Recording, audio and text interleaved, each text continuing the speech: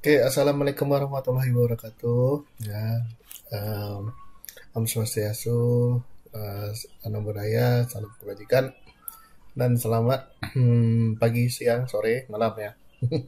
Entah kapan kalian menonton video ini, entah pagi, entah sore, entah siang, entah malam. Yang jelas saya sudah menyampaikan salam. Oke, jadi ini kita dalam minggu keempat ya untuk mata kuliah sistem terdistribusi. Oke, di mana materi ini kali ini minggu ini kita akan bahas tentang basic design issues ya. Apa saja yang menjadi dasar-dasar dari basic design ya atau isu-isunya. Oke.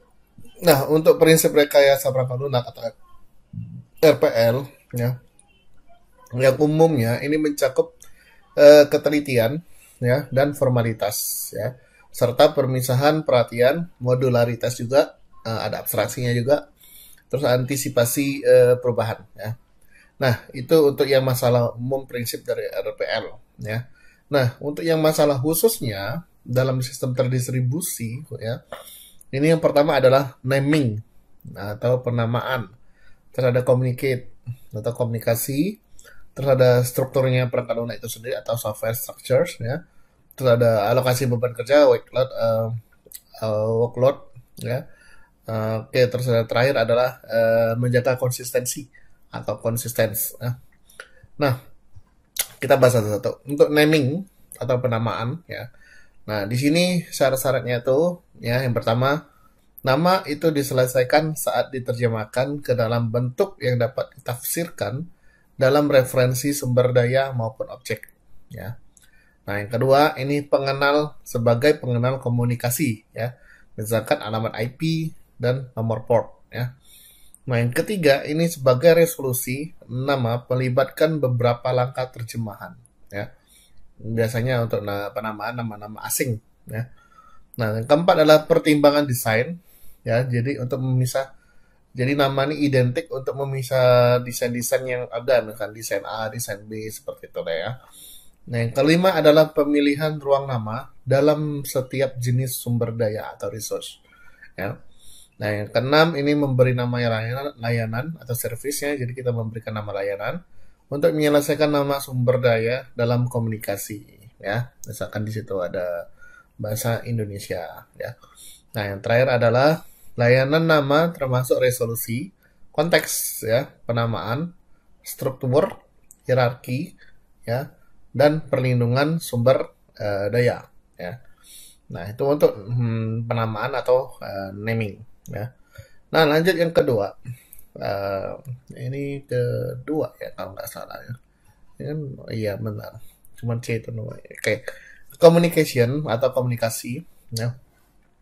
Jadi ini merupakan suatu komponen yang terpisah ya, dalam berkomunikasi dengan proses ini apa namanya pengiriman delivery ya, dan proses penerimaan atau penerimaan save ya, receive. Nah, setelah itu untuk ditransfer ya dan mensinkronisasikan data ya.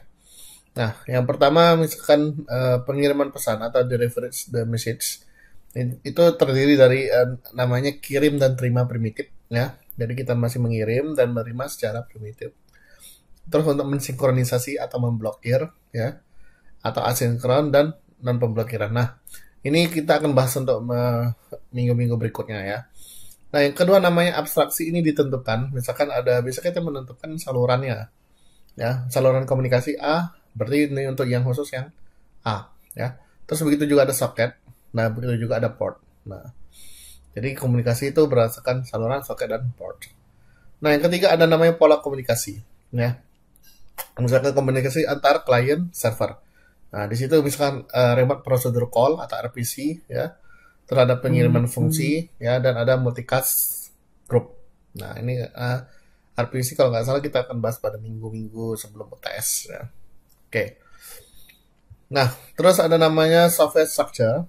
Nah, di mana software structure ini sendiri ada bagian-bagiannya atau lapisan atau layer. Nah, di antaranya pertama adalah application, terhadap programming language supports, terhadap operating system, ya, terus ada hardware. Nah, Untuk lapisan dan ketergantungan dalam sistem distribusi, coba Anda lihat di situ. Nah, ini ada pembedanya, cuma di situ ada namanya Distributed Programming Support. Nah, itu di antara application dan open system kernel space ya. Jadi uh, ini satu layer antara open service dengan distributed programming ini support. Ya, dia mendukung. Nah, yang paling bawah itu adalah computer and network hardware. Ya. Oke, kita masuk ke workload allocation. Ya. Jadi ini beberapa model untuk berbagi beban komputasi. Ya, jadi di sini lebih ke fokus ke bebannya atau beban komputasi. Di antara prosesor, yang pertama itu adalah modelnya. Ya, kita akan bahas model workstation servernya. Untuk workload-nya seperti apa, ya nanti bebannya seperti apa, ya. Nah, yang kedua adalah model komponen prosesor, ada namanya terminal X ya di sini sistem jendela. Nah, terus ada penggunaan workstation idle. Ya, idle ini artinya sementara ya. Nah, terus ada program caching warm ya, bukan case tapi di sini ya. Program caching atau warm program. Terus ada proses migrasi ya, dan terakhir ada multiprocessor memori bersama. Oke, itu untuk workload allocation. Nah, bagaimana dengan konsistensi maintenance ya? Nah, biasanya yang pertama ini adanya masalah konsistensi muncul ketika beberapa proses bersamaan mengakses sumber daya yang bersama juga. Ya. Nah, terus baru kita memperbarui konsistensi. Setelah itu kita mereplikasinya. Setelah kita mereplikasi, kita mau cache-nya, ya. Terus baru kita lihat kegagalannya, ada nggak untuk konsistensinya, baru kita ada konsistensi jam. Jam ini waktu ya sebetulnya. Ya, seperti itulah. Dan terakhir adalah konsistensi antar muka pengguna atau IU. Terbalik, sorry. UI. Kayak UI interface. User interface ya, seperti itu. Oke. Nah, terus ada namanya typical user requirements ya. Nah, di mana typical user requirement ini fungsinya apa yang harus dilakukan oleh sistem. Nah, ini biasanya berhubungan dengan service. Nah, untuk mengetahui kualitas pelayanan yang telah diberikan, ini ada namanya quality of service atau QoS ya. Jadi QoS itu indikatornya apa saja? Pertama performa ya atau kinerja. Nah, kita lihat performa ini sejauh mana untuk kinerja dari sistem tersebut itu sendiri ya atau ya untuk QoS-nya. Nah, terus kehandalan yang kedua ya dan ketersediaan atau availability ya.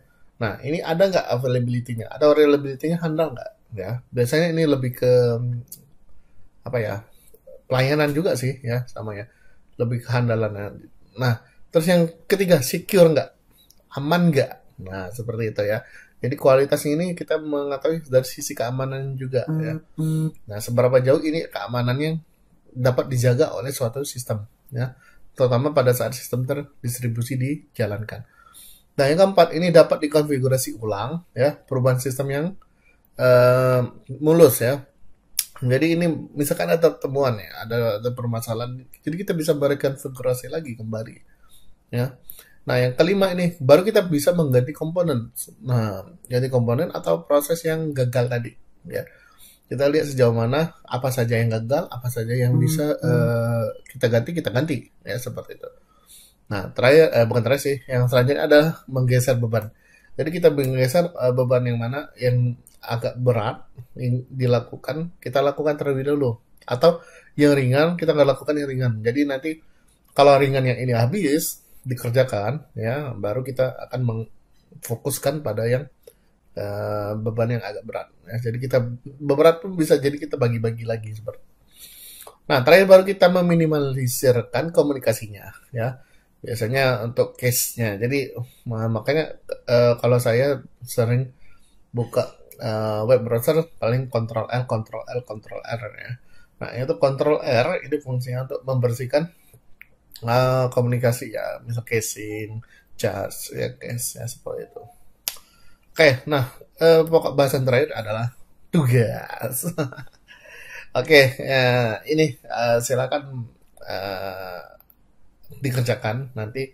Saya upload juga ini di Google Classroom. Silakan akses Google Classroom Anda sekalian absensi ya.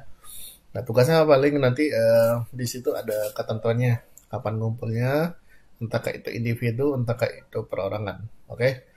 Oke, itu saja yang mungkin dapat saya sampaikan untuk minggu ini ya, minggu keempat tentang apa ya tadi basic design issues ya. Nah, kalau ada pertanyaan silakan di WA group atau di Google Classroom ya. Jangan lupa untuk absen juga. Kita ketemu minggu depan, minggu kelima ya, dengan pokok bahasan yang lain pula ya. Wabillahi taufiq walhidayah. Wassalamualaikum warahmatullahi wabarakatuh. Selamat pagi, selamat malam, selamat siang, selamat sore. Nano budaya, om swastiastu, dalam salam kebajikan dan salam Godiluhur.